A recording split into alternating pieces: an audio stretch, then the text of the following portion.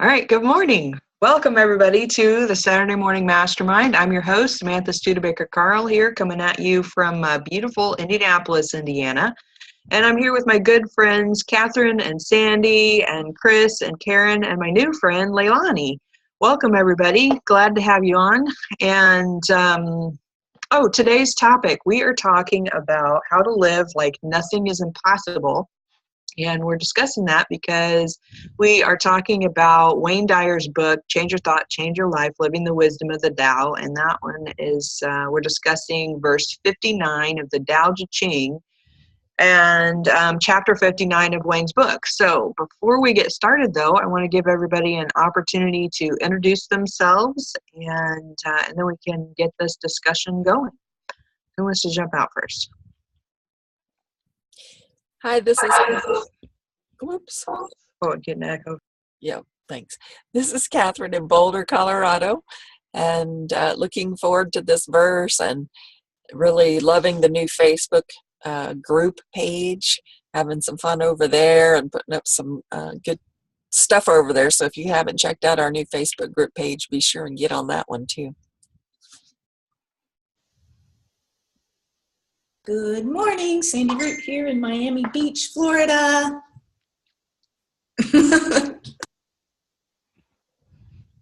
Hi, Leilani Braun, and I'm out of Nashville, Tennessee, Music City.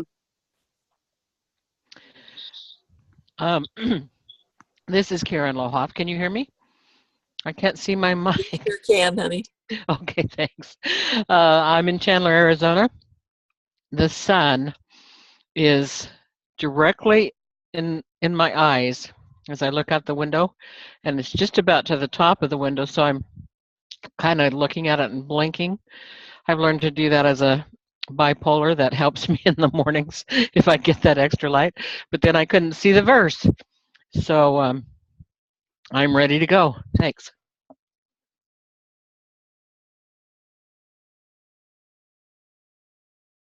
Does that make it so that you feel like blind after you've been looking into the sun like that? Is that what it does? Kind of blind you? Okay, and then welcome. It's like those lights you can pay hundreds of thousands of dollars for to sit beside you on your desk. Except if you live in Arizona, you don't need to spend the money. Right. Oh, yeah, I gotcha. And okay, and then so Chris is with us too, but his computer isn't working just right with the Zoom platform for some reason this morning, but he's in Chicago. So awesome, guys. So let's see. Okay, yeah. So Catherine mentioned our Facebook group. That's kind of new. And so if you want to find us on Facebook, just search for Mindset Mastery Collective, and it should pop right up in the search. Otherwise, it's like facebook.com/groups/Mindset Mastery Collective. It's like a long link. And I know. I said I was going to create a short one, and I haven't done it yet. So I'll be getting on that. Anyway, who wants to read the verse this week so that we can get our chat going? I'll read it. Okay. 59, right? Yeah. In governing people and serving nature, nothing surpasses thrift and moderation. Restraint begins with giving up one's own ideas. This depends on virtue gathered in the past. If there is a good store of virtue, then nothing is impossible. If nothing is impossible, then there are no limits. If a man knows no limits, he is fit to lead. This is the way to be deeply rooted and firmly planted in the Tao, the secret of long life and lasting vision.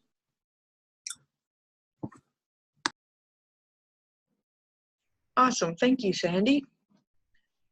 So, thoughts. What were your first thoughts when you read this verse this week, guys? Who wants to jump out first? I tend to not be very politically oriented, and I don't like to read or follow or vote or do anything.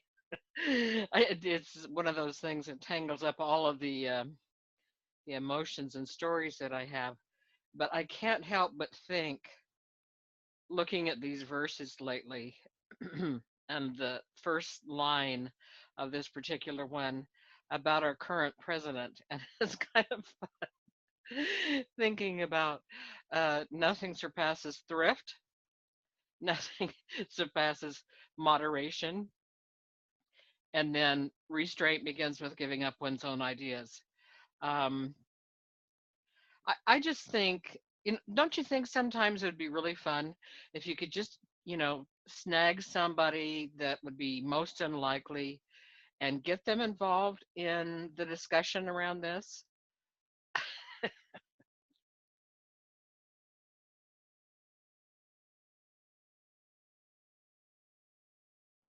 Uh, I don't I don't always get to the book part,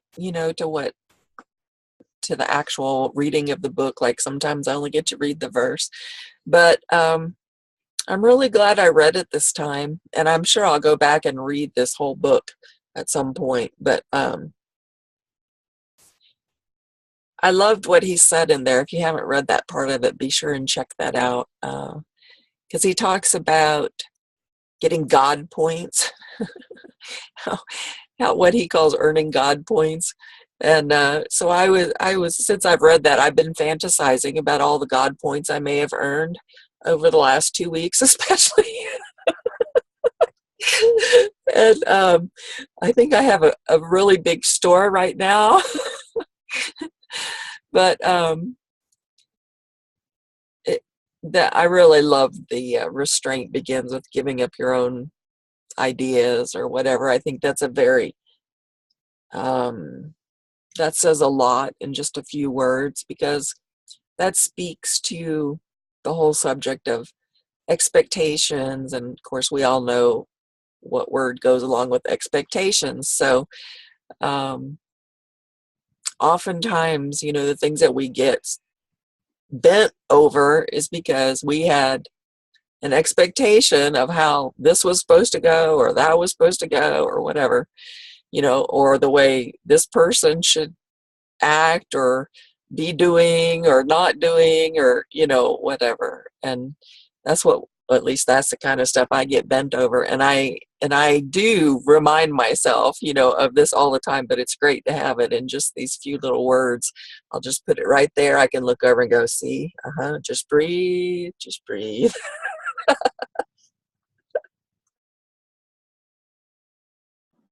I love how we get kind of different interpretations of the verse when we bring everybody together like this. And of course, when I first read it, I saw, he's talking thrift or moderation as far as, spending and gathering stuff, right?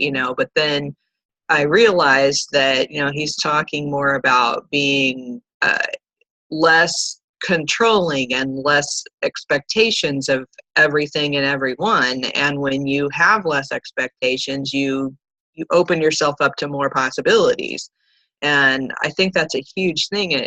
We've talked about this before, where we decide we want to reach some kind of a goal, or achieve some sort of thing in our life, or we want something very specific, and then we have all these expectations of how that's going to come together. And when it doesn't come together that way, then we're upset. And yet when we kind of open ourselves up to the possibility that we may get there on a completely different path than what we're expecting, then it happens easier, which is Neville Goddard teaches a lot of things like that. And what is the group called? There's a guy, Mr. 2020. He teaches Neville Goddard stuff, and he talks about that a lot. Of is that we have to realize that God and the universe don't work exactly how we think that they do. And the more that we put constraints on how things are going to happen, then the less likely they're going to come together that way. And when we open ourselves up completely to all possibilities, then the craziest things can happen to give us what it is that we're ultimately searching for. So I think that that's a very cool it's a cool way of thinking about that thrift and moderation. It's different than what we typically talk about when we talk about thrift. Yeah, that confused me at first. The thrift and moderation, I didn't really understood what it meant, how he was saying it. But yeah, that's reminded me of our past conversations about expectations and all that. And I had like 5 billion thoughts, and I at once, and I trying to find where I was going. I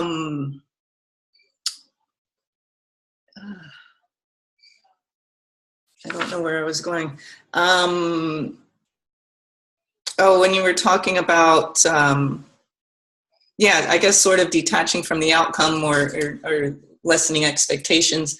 Reminded me, I had a conversation with someone this morning after yoga class, and he's writing a book about, this might be off topic, he's writing a book about the different stages of the soul. From his perspective, it's like his own theory, because he was going through a breakup, and he sort of saw how his wife of 10 years was on this, she was in like this self-growth path now, and he's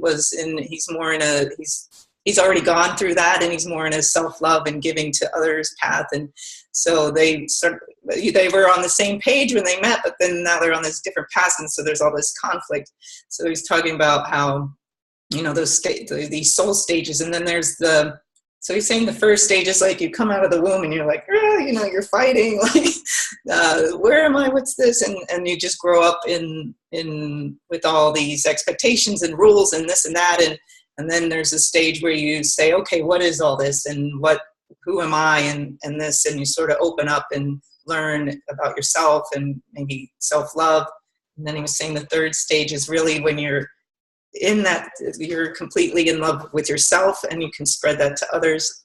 And then the fourth stage, which I was saying, well, I still need to work on this one, is detachment, where you're just completely open, like there's complete detachment. So there's none of this or this. It's like, And so this reminded me of that, like just really letting go of our ideas of how things are supposed to be in the way we want them to be, and really, you know, like with Neville Goddard, just stick to the vision, and your path will get you there. The universe will bring it to you. And, you know, our minds go crazy. Well, this hasn't shown up yet, or this, or it didn't do it this way that I thought it would. And but one thing Neville says, or 2020 says, is get excited about it. Ask, I wonder how it's going to show up, you know, rather than saying it's probably going to be like this and this and this, or it should be in our linear reality. But if you just are open and say, I wonder how this is going to show up with excitement, and really wonder with it, then it's you're more receptive to it. So yeah, it's a good reminder. I have to get back to Neville's stuff. I've been slacking on that. I was really into it for a while there.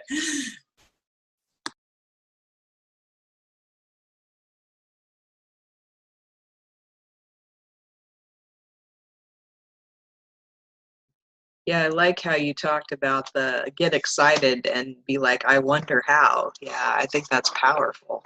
And, you know, it was like last week, I don't remember if it was after the show or during the end of the show, and Christina was talking about, you know, she's coming up on her next birthday, and she was feeling a little depressed about that and getting older and all of that. And I was like, but look at it this way. I mean, you've come through all these years. At this point, you have at least that much ahead of you. Imagine, I mean, who knows what's possible in the future? I mean, anything could happen. It could be just amazing. I mean, I've been thinking back on all the things that happened in my life, and I'm like, man, what would have happened if I'd have been more open to the possibilities? I mean, we've had a lot happen, but if I'd have been just much more open, and you know, I mean, we get so worried and caught up in all this mumbo jumbo that happens in our lives, and how, you know, I mean, when we have bills and family and all these responsibilities and all of that, and we kind of have these expectations of, okay, well, you know, I have to pay this bill on time or the world is going to come to an end, you know? And yet at the same time, you know, if the bill gets paid a little bit late, it really doesn't come to an end. It's not really that big of a deal. And so it's like, where else can we kind of apply that principle of, you know, just kind of allowing things to work out the way that they're supposed to work out. That's kind of what I've been doing this time of year is kind of a tighter on our budget, because my husband's trucking company is more seasonal. It runs from the spring to the fall. And so this time of year, we don't have as much money coming in. So I have been a little bit worried about it, but I keep just telling myself, it'll all work out. It'll all be fine. And, and somehow we manage to pay the bills. I don't know how it works. Like, I just don't know, but somehow it does. And it's always kind of been that way. And even though I get like super, stressed out, like at the beginning of the month, I'm sitting there going, oh, I have like all these bills I have to pay, and I have to have this much money by the, accumulate throughout the month, and I have to have groceries, and I have to have all these things. And somehow or another, the more I stress myself out about it, the more difficult it is. And yet when I just kind of relax and say, okay, it's going to figure itself out, then it does. I don't know how, but hey, Chris, awesome. I'm glad to see you're on there. We're hearing Hey, good morning. like, Thanks. Yep. hey! Good out and re-downloaded. Hi. Good idea. Sometimes it's the craziest thing with computers, right? You're so frustrated it won't do what you want it to do, and really all you need to do is just give it a nap for 3 seconds, turn off, turn back on, or restart, or download and upload again. Silliness. Yep. Just went back to the app and re-downloaded Awesome. it. Yeah. Cool. All right, who's next? Who wants to share? I was thinking when you asked the question, what is it besides bills that's, not that big a deal? The immediate picture that came to my mind, and this is so funny. My oldest is 42 years old, and somewhere I had written how I had been when I decided that he was due and he was overdue. I decided, well, he should have come yesterday. What's going on? I don't get this. I don't think I can stand this. I was just a mess. I remember crying on some woman's shoulder who'd had like 6 kids. Obviously things worked out.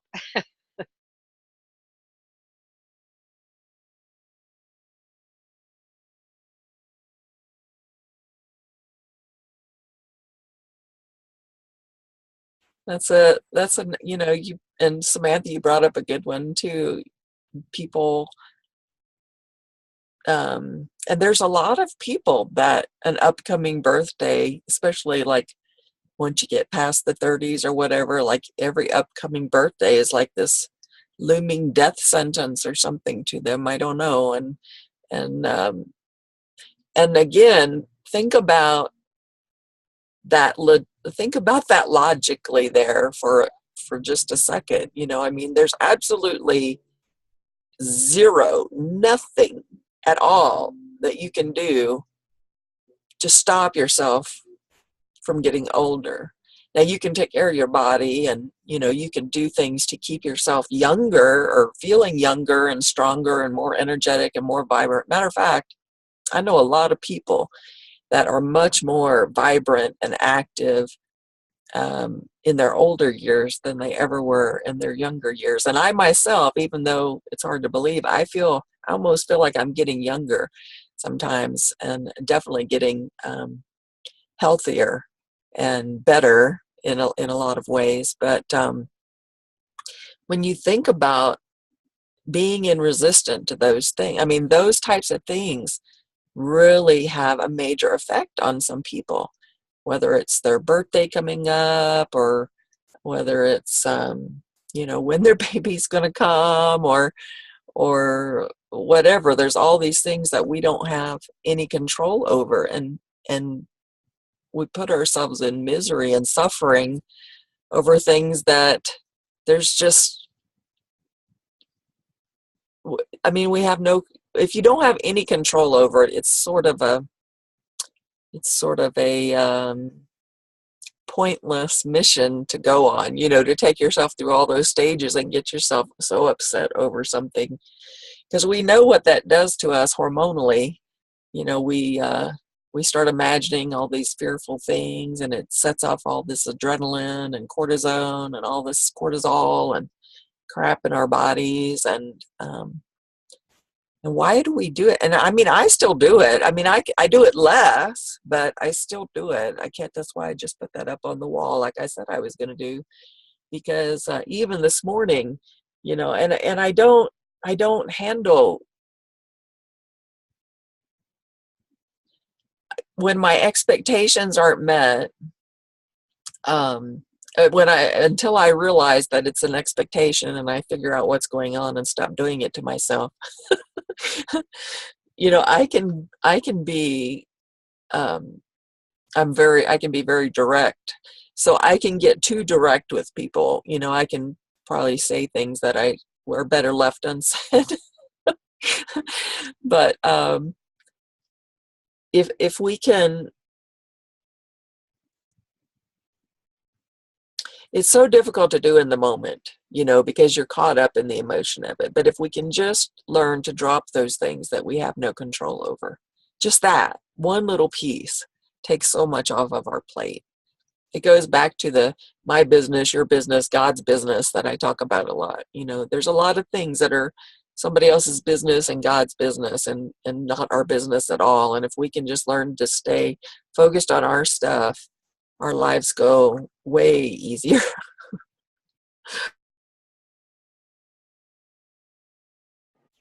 Yeah, I agree, and I've been struggling with something for a little while now, and it has to do with my husband. He's got this one habit that, it doesn't bother me if he does it outside or, when we're driving down the road with the car and the windows open and all that, but he likes to do it inside, and I don't know, you probably guessed he smokes, okay? So anyway, I finally, after a lot of years, got him to stop doing it in the house, when we were at one of our other houses. And then we moved into this new apartment, and he keeps wanting to smoke in the house. It's driving me nuts, And I've had these conversations. I've tried to have like a rational conversation. I've begged him. I've pleaded with him. I've gotten mad. I've been bitchy. I've done everything, And and for whatever reason, he's continuing to do it, and I don't know why, and I don't get it because it doesn't make sense to me, and so it's been really hard for me because I'm like, okay, I don't have any options other than to leave, and that's not really an option. And this is, so I guess this verse is kind of, all these verses keep, I'm like, what lesson is there in this for me? What is it that is going on that the universe is trying to tell me through my husband doing this thing that really annoys me? And what am I supposed to learn from this? Because for whatever reason, he is getting that universe something into him that's just making him do it regardless of my feelings on the situation, which is really weird. And and of course, there might be other people who are like, well, you just need to put your foot down or do this or do whatever, and there's only so much putting of your foot down that you can do and still not have control in this situation. And it's boggling my mind. And so I guess I just need to let go of my expectations and I don't know, something. I don't know. It's one of these weird things. And I had to get that off my chest. This has been bugging me for a little while, and I'm like, I don't know. I need some advice on that because I don't know. I need to learn something or let go of something or do something in this because, it's like the Tao, it tells you just kind of, there's just things you can't control. And short of physically trying to drag him out of the house when he's doing it, causing all kinds of issues with our family or our relationship, I don't know. It's been an interesting thing to, I'm not sure what my lesson is, but anyway. I loved your mentioning that. Can you hear me? I have my mic up. I loved your mentioning that you think about what am I to take away from this verse. That's not how you said it, but anyway. And it really had me looking at the lines of the verse and trying to think of something. And I don't know if this, excuse me, I don't know if this will work for this or if there's some kind of a way of utilizing it that it can work for this. But one of the tools that I really like that I've learned from Neville that I haven't learned from anyone else is revision. And my son's in and out of the country every other week now, and so uh, and the other people have moved out of the house, and so it's just me. And I noticed that I had water all over the floor under the kitchen sink. And then I was looking at the cupboard door above there, and I realized it was dripping, dripping from there. And I thought, oh, what did I do? What has happened? And I thought, oh, I should not have put that orange in the disposal, because I had kind of an orange that is kind, had kind of been there too long, gotten a little hard. And but I'm so used to, whenever there's citrus, to just grind it up in the disposal, because then for a few minutes we have a nice smell, as opposed to puppy poop and stuff like that. So I thought, what can I do? I don't have to admit that I might have broken the disposal. So I thought, I'm going to do a revision on this.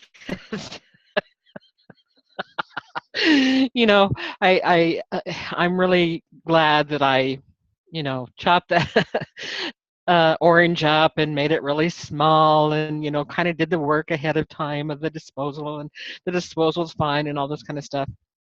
And I'm not going to tell you that it mended the disposal, but I will tell you that I think when I look at this thing, if nothing is impossible, what could happen if you were to sit after a smoking episode? I know how awful that is. And sit there and think, he went outside. He got curious about something outside, and I could see he was ready to light up, and he was going to just go ahead and do it right here in the house. And he went outside, and he enjoyed his time with his cigarette, and I enjoyed my time without a cigarette. It's just a thought.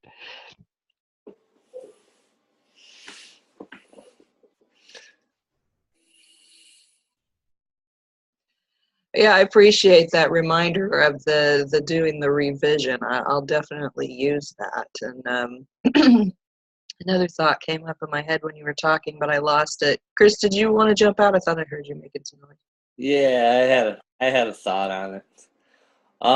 So like this rises to the level of one of those things where cigarettes are an addiction. So there's an addictive process there going on. Now the thing is generally, like in families or with people, it's a type of addiction that's accepted, right? And so, but in your case, or in a lot of families, the smoking is something that bothers you. So I would point out the fact that okay, so you're addicted, right? And that addiction's actually driving me to the point where it's upsetting, so you have to smoke outside. No, we've already had that conversation. That didn't work. No, I'm telling you, I have tried every conversation from every point of view, from every, from one end of the spectrum to the other, as far as trying to talk to him about this. And the only thing I haven't done is said, I'm going to leave if you don't, which is, ultimatum, either you stop or we're done. And that's not really an acceptable thing for me. And, because I'm not trying to force him to be how I want it to be. It's not about that. Just don't want your carpets. Oh. Yeah, I mean, our new furniture we just got this year, now it's going to smell smoky. I mean, if he stops doing, his whole argument is it's too cold outside. And I'm like, I get that, but, and then we have that whole conversation. And I was even I told the most recent thing that I did, that I said to him, I was like, because I went to bed and he had come home late because he's been driving for Lyft. He came home late and I had my door open upstairs. And of course, he smokes downstairs. Where all the smoke go? Up into our bedroom, right? And so I'm like, God, I was so mad. I woke up the next morning, had a migraine. I had to go to work. I was just like livid. I was to the point where I was going to go to my sister's house. I was like, that was how I was feeling. And I was so mad at him. And I'm like, you don't care about me. All these thoughts come into my head. You don't care about me. You don't love me. You're not taking me into consideration. You're, blah, blah, blah, all those things that happen. And, and I stewed on it for the whole freaking day. I was so mad at it, and I was like, okay, I don't want this to blow up into an insane argument because that's not how I want to solve it, And I came home and I'm like, babe, you've done a lot of things over the years to annoy the shit out of me, and I have never once thought that you were doing it maliciously. I've never thought that you were trying to hurt me in any way other than the occasional you're just poking the bear to mess with me. And, we giggled about that a little bit. And I said, but this is different. I said, this whole smoking thing, I can't get away from it. I can't, that it gives me headaches. It makes me sick. I feel like maybe you're doing it in some kind of like you're mad at me in some way and you're purposefully doing it to hurt me. And I don't understand. I mean, if you're done with me, let's split the dishes and go our separate ways. But, this is the conversation it came down to. And for a couple of days, it was fine. But then... it's like last night he came home in the middle of the night and smoking, and then I'm breathing it in the middle of the, waking up to the smell, and I'm like, God, at least close the freaking door. I've even told him, I'm like, look, we have a bathroom downstairs that has a fan in it, and you could close the door and sit in there and do the fan, and he's not doing that. And I'm like, we've been across the board with conversations, and the only thing the thing that it boils down for me at this point is what lesson do I need to learn from this? What is it that, why is this bothering me so much? I mean, obviously there's the health issues, but, for 20 years we both smoked in the house, so this is like one of those things where I've not smoked for, 8 or 9 years now. And I've dealt with him smoking because for the most part, he does it outside or, in the car with the windows down when we're going. But now we're in a new apartment. It's just us. There's no kids. There's nothing. And he's not feeling like there's any reason why he should shouldn't smoke in the house. And he's not doing it all the time. It's just when it's really cold. So I don't know. I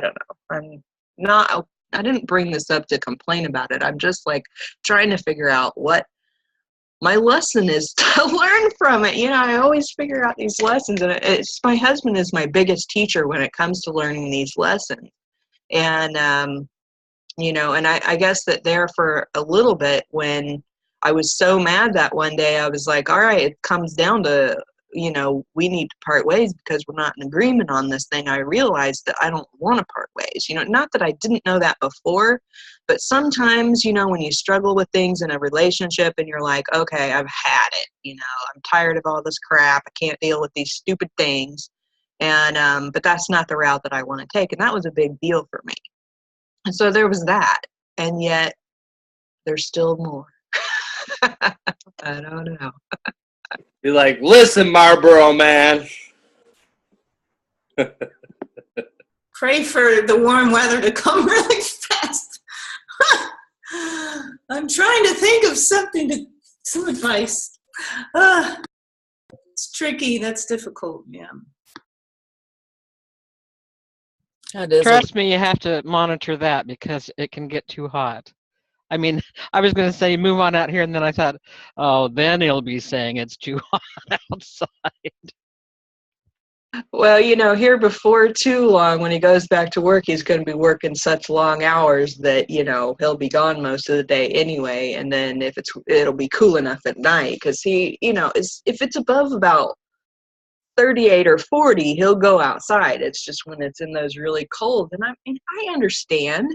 But, shoot, when I was a smoker and I worked at a job in a warehouse and it was freezing in the warehouse, we still had to go out into the negative cold outside in order to smoke if we really wanted to be committed to our addiction, But I don't know. I guess I'm not a big enough consequence for him. I don't know. Who knows? I don't know. You are. You haven't put that out there yet. How Yeah, about guess. e-cigs? Although I think this conversation is devolving here. Yeah. Okay, let's talk about something else. We need to get onto the rest of this. We're wearing down this whole this. Okay, somebody else.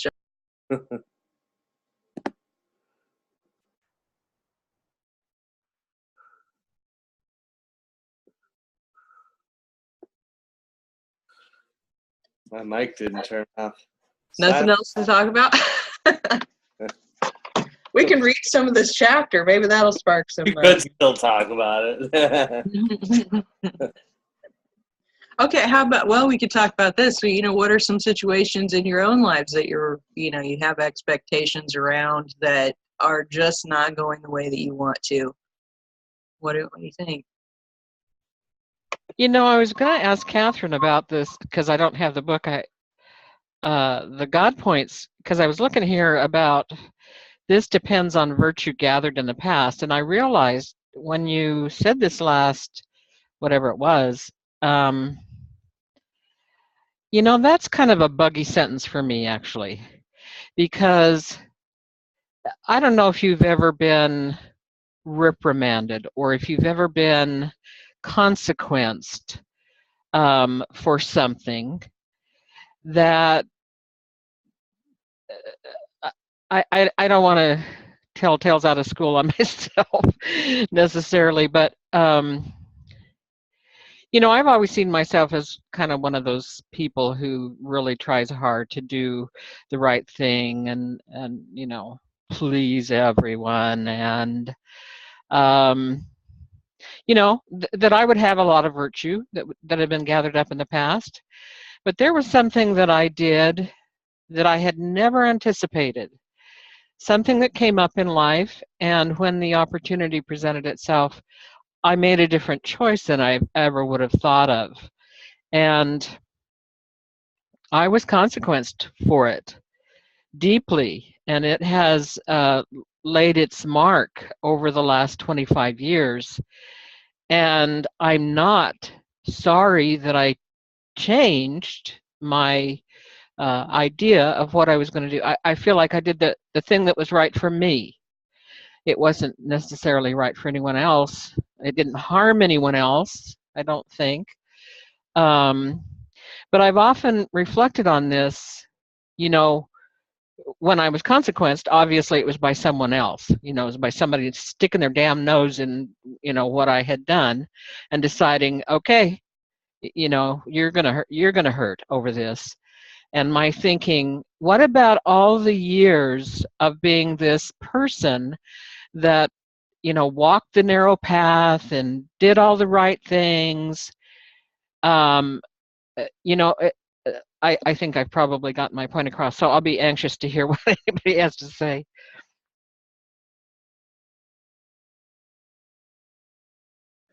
Oh, that is an interesting conversation, Karen, of we think we're doing all these things, right? Going down the right path. And then we make this one mistake and all hell breaks loose over it. And it's like, wait a second. Now, I thought I had at least a little bit of something accumulated so I could get away with a little bit of something. Isn't it kind of like, it's funny because we think about when I was in school, I had a lot of friends that, they could do all kinds of stuff and get away with not, but you would, the term get away with murder, right? Not quite murder, but they get away with so many things. And I was such a good kid for the most part. And then I make one stupid little teenager mistake. And, my parents ground me for a year, take me out of the school I'm in, put me back in the private school. My whole life is flipped upside down because it's one stupid mistake that I made. And, and then all the other kids that were involved with it, their parents were like, oh, no, don't do that again. And I'm like, what is this? And for the most part, I lived the straight and narrow all this time. It's almost like, people, they get this expectation from you of this is how you're supposed to be. And if you do this one thing that's outside of the realm of that possibility, then, oh my God, you're really evil inside. I don't know. I don't know. It's fun.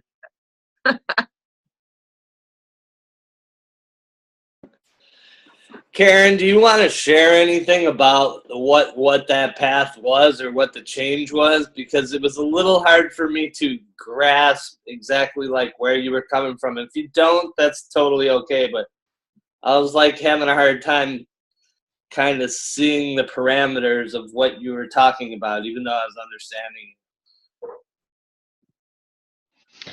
Well, I'm pretty good at exaggerating. And so maybe this can kind of give you an idea.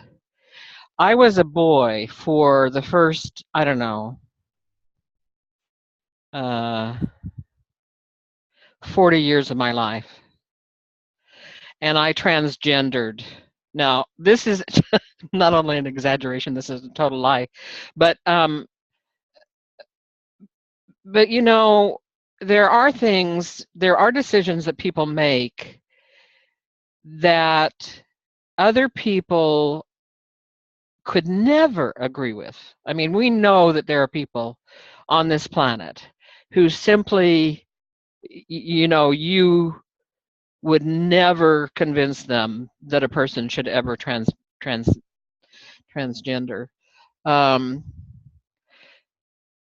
And I've never been that rigid, I don't think, about anything in particular, but there were lots of things that I was, really self-righteously convicted of, and certainly that I would never, break out of that mold. And this was something that, in the process of doing it and in the time since, I've never been able to kind of raise to that level of seeing myself so righteous and so correct that I'm just flattened by the idea that I did what I did. But it was something, obviously, when you're an adult and people think that they can do something other than fire you from your job, they can consequence you in a way that, your whole life really has changed. I mean, just think about something on that scale if you can, Chris. I know you're a young man. I know you're happy skipping along in this this oh, I'm sorry. I really can't. I really can't. I know you don't consider this national TV, but I do. So I'm not gonna just lay myself out there.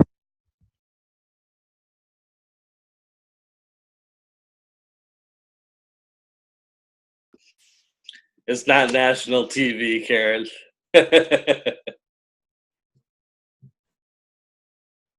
No, it's worldwide. 12 people worldwide.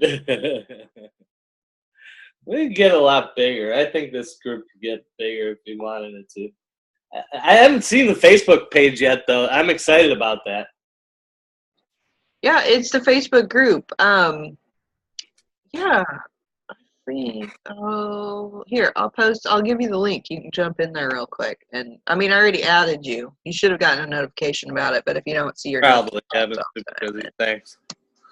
There you go. Samantha, when I hadn't figured out that you click on the F, to go to your shortcuts, because you did a lot of, arrows and it's like Alice's Restaurant, the glossy prints, the 8x10 glossy prints, everything. You did everything you could for us simpletons out here. But before I figured that out, I was thinking, why can't I message somebody from there? Why can't I message myself from there? Because then I could get there, because my message would pop up. You see what I'm saying? Does that make sense? No?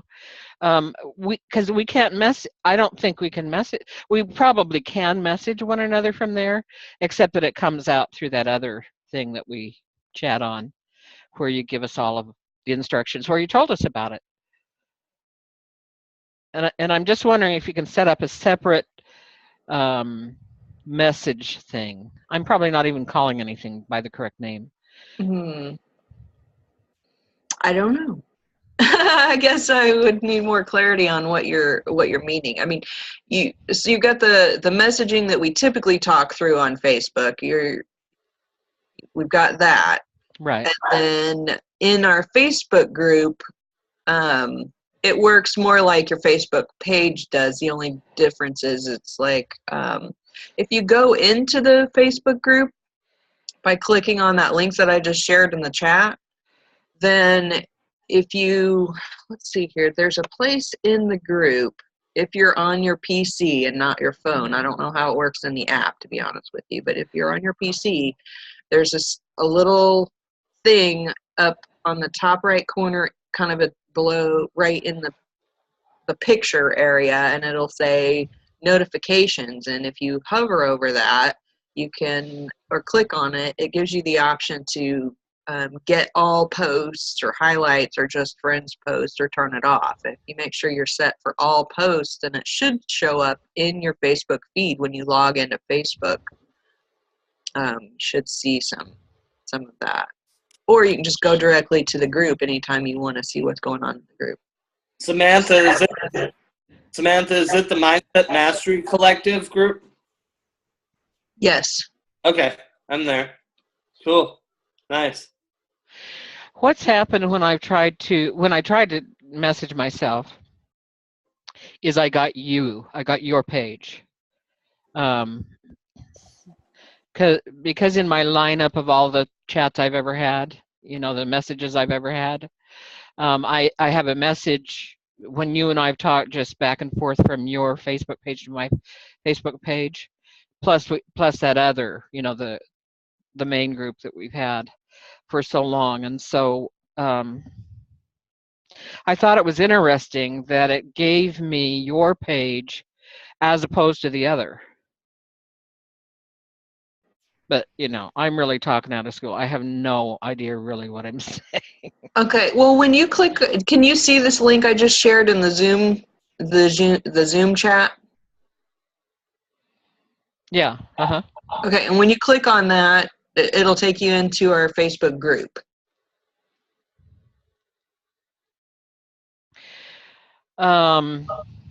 See how that's different than our little. Actually, this chat. thing just drives me crazy. I hit, my blood is boiling and it's up to my eyebrows, because having replaced my browser with 10, you know what I'm talking about? I have that stupid Microsoft Edge thing. It says, how do you want to open this? And then it never lets me really do anything like I want. It just, oh, you know what? I'm not even going to talk about this. I've been in there because I've posted bunches of things and likes and all that kind of stuff. So you're saying it's better if I go in this way?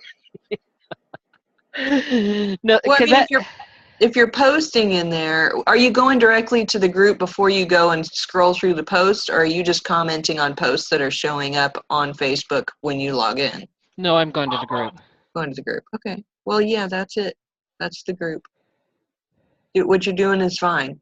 And posting and commenting, that's exactly what you're supposed to be doing. It just doesn't show up the same way as our messaging crew conversation.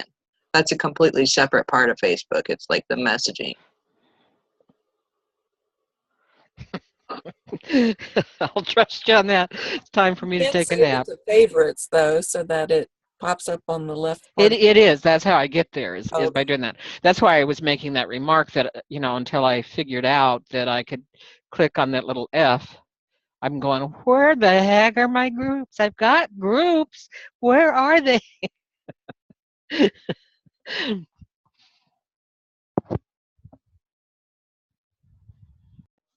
Righto. We've been all over the place with our conversation today, haven't we?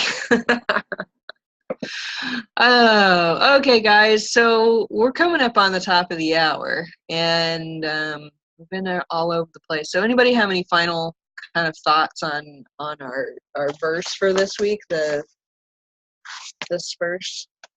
Do we want to read about the God points thing, Tyler? Please do. Let's see. Let's see.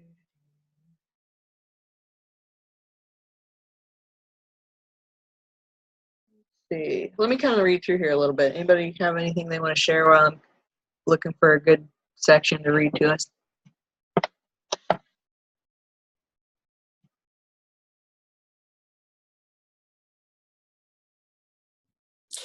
Well, to go back to, I'll just go back to these very persistent things that, for whatever reason, like you said, you have to wonder, what is it about this situation? What am I supposed to learn about this situation? Just that I can't control things, or because obviously he lives in the house, he pays part of the bills. Technically, he has as much right to smoke in the house as you have to not smoke in the house. Having lived with a husband who smoked in the house for 13 years against my will, and I did have kids in the house, so both my kids have lung issues. So I understand this situation and how freaking frustrating, and also how just, my husband just, it wasn't that he didn't care. He still loves me.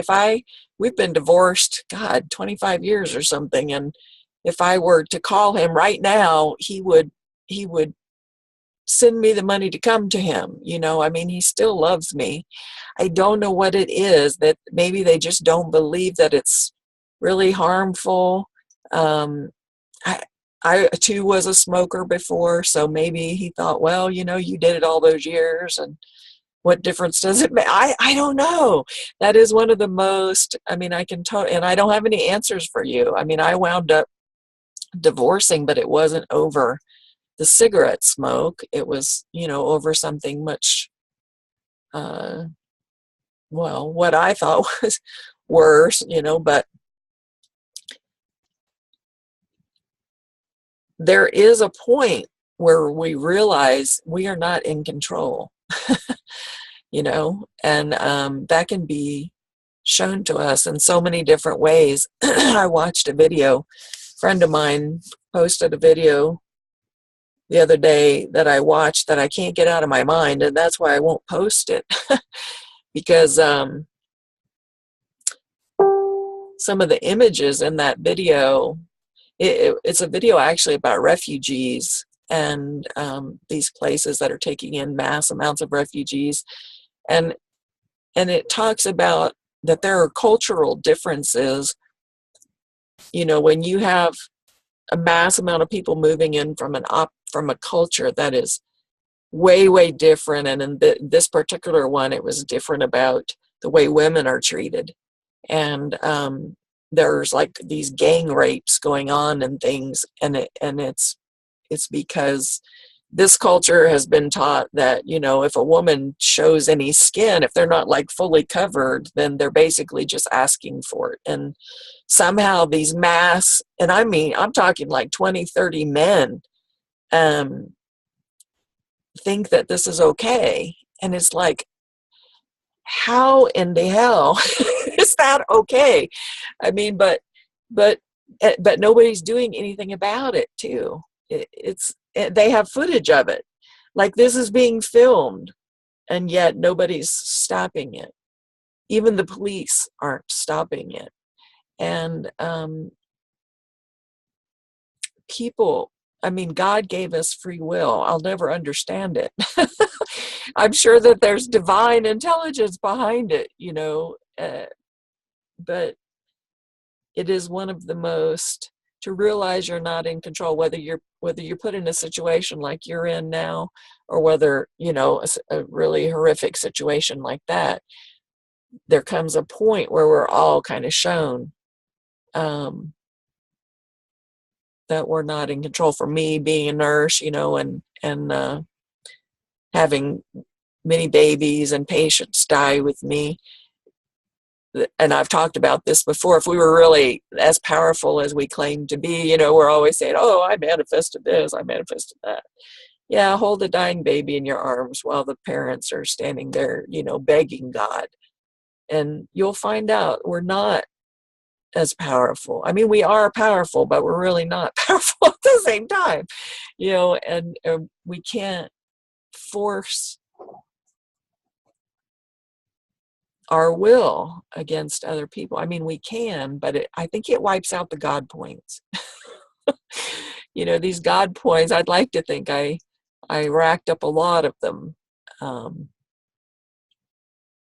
But then again, and we've talked about this before too, you know, what we might consider doing things that we're going to get God points for, you know, God might have a completely different system of what they award points for or whatnot. Like the other day when I was in the grocery store and I walked out and I saw like these triple chocolate cupcakes and I wanted them so bad. Like, oh, I just was almost like Pavlov's dog, drooling, because I don't eat stuff like that, but I remember what it tastes like. And I picked them up and I was like, you know, I never cheat. I'm just, and then I'm like, no, I never cheat. I put it back. Now I got God points for that shit. I better have, or I'm going to complain when I get there.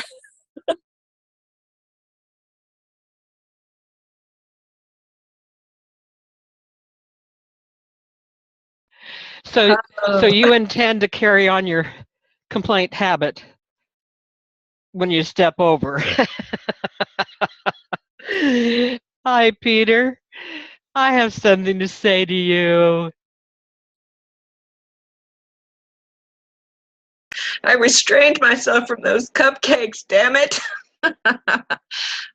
Maybe that's what it is. I don't have enough crisp points. I don't know. Maybe that's I need to rack up some more crisp points, and then I'll be ahead, and then he'll have to cooperate. You know, I don't know. It's something. I'll give you extra bonus crisp points. You can use them at your own discretion. Yeah, that would be nice if I could take crisp points from you and give them. You know, they would work for my crisp. You know, that'd be great. I did have this flash of a vision of you, like he's sitting there, he's lighting up a cigarette, and you appear in this like suit with this like vacuum thing that sucks up the smoke and all the smell, and every time he's you're just like The whole time he's smoking, I'm just standing there with a vacuum cleaner sucking the smoke. Or I open all the windows, and so it's cold in here too. So I thought she was going to suggest that you just simply appear in your apron. Well, that might give me a couple of crisp points, but I don't know if he'd put the cigarette down for it. Yeah, Catherine, when you were mentioning that, I was picturing an old guy with a beard with a little chalkboard, like putting like marks, you know, points on a little chalkboard. I think it's a sketch because they just go like this once in a while, right? Yeah. Oh wait, where'd my points go? Dang it. Oh wow, guys! I love you guys so much. You're so much fun to hang out with. I just love this chat, and I love getting together with you and just throwing it all out there, and we just talk about it. I love it. So awesome. Anybody else have any final things they want to chat about before the end of our discussion today? Should we read the part about the God points? Let's see here. Do the Tao now. This is the part that Wayne always puts at the end of his chapters. This do the Tao now. His says, make a commitment to gather 5 God points today. Imagine how the divine source of all the 10,000 things must be operating in order to maintain the creation cycles of life, and do 5 things that match up to it.